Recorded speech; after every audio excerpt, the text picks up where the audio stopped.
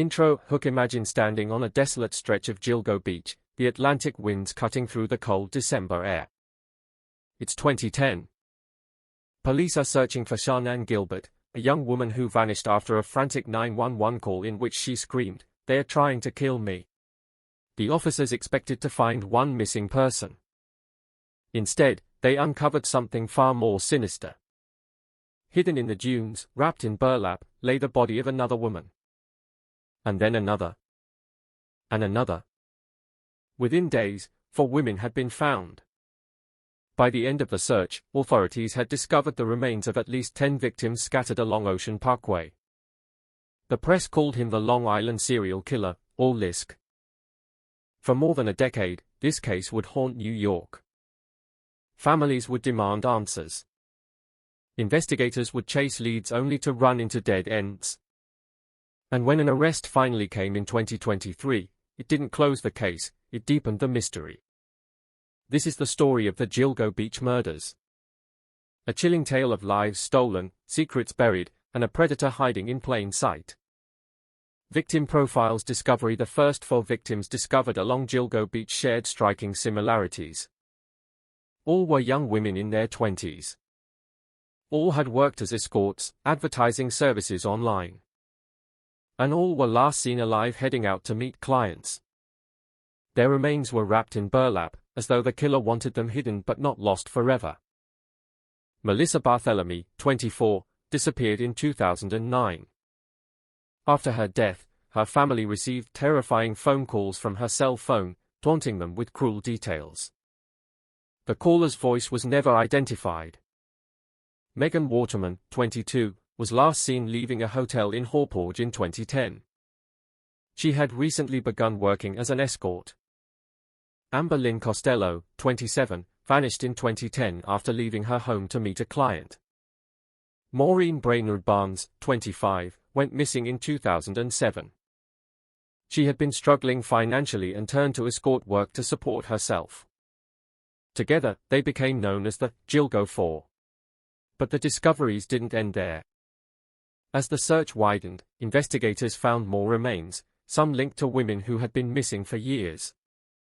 Some bodies were dismembered, others only partially recovered. There was even a toddler among the victims, believed to be the daughter of one of the women. And then, there was Shannan Gilbert, the woman whose disappearance sparked the search. Her body was found a year later, in a marsh near Oak Beach. Authorities ruled her death accidental, claiming she had drowned after a mental breakdown. But her family has always believed she was another victim of the Long Island serial killer. The sheer number of bodies, the eerie similarities, and the unanswered questions sent shockwaves through the community. Long Island wasn't just home to beaches and summer vacations, it was now the dumping ground of a killer.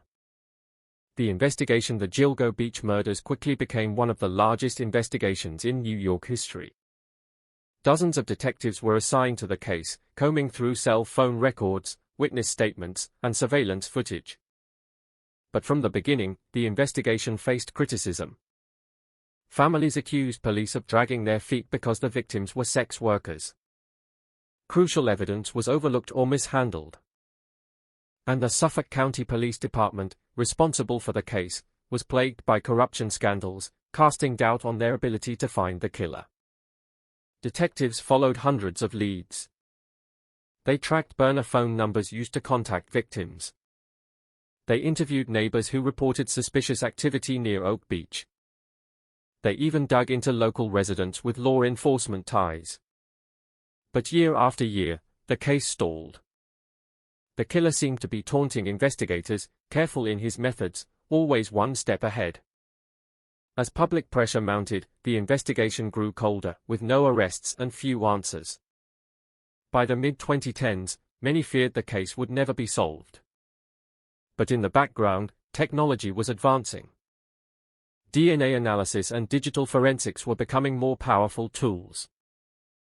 And investigators were quietly piecing together a puzzle that would eventually reveal the face of a predator. Theories suspects the lack of arrests fueled countless theories about who LISK could be. One theory suggested that the killer might be a police officer or someone with law enforcement connections. The secluded dump sites, the use of burner phones, and the killer's ability to avoid detection hinted at insider knowledge. Another theory proposed that there wasn't just one killer, but multiple. Some victims were wrapped in burlap, while others were dismembered. Some seemed to match a single pattern, while others looked entirely different. Could Gilgo Beach have been used by more than one predator? Among the early suspects was Dr. Peter Hackett, a local physician who lived near where Shannan Gilbert disappeared. Shannan's family accused him of calling them after her disappearance, claiming he had cared for her before she vanished. Hackett denied involvement, and no evidence ever tied him to the crimes. There was also James Burke, the former Suffolk County Police Chief. Burke was later imprisoned for corruption and obstruction of justice, fueling speculation that he had deliberately hindered the LISK investigation. Some theorists even wondered if he was the killer himself. But despite endless speculation, none of these suspects were charged. The case remained a mystery, with the killer, or killers, seemingly untouchable. The arrest of Rex Heuermann in July 2023, after more than a decade of dead ends, investigators finally announced a breakthrough. They had arrested Rex Heuermann, a 59-year-old architect from Massapequa Park, Long Island. To his neighbors, Heuermann was quiet and unremarkable, the kind of man who blended into the background. But behind the ordinary facade was a chilling reality. Investigators linked him to several of the Gilgo Beach murders through a combination of old-fashioned detective work and cutting-edge technology. Burner phone records tied him to the victims. DNA from a discarded pizza crust matched hairs found on the burlap wrappings. Online searches on his computer revealed a disturbing obsession with torture, serial killers, and the very case he was suspected in. Heuermann was charged with the murders of Megan Waterman, Amber Lynn Costello, and Melissa Barthelemy. He remains a prime suspect in others. But even with his arrest, huge questions remain. Was he responsible for all 10 victims? Or just a portion of them?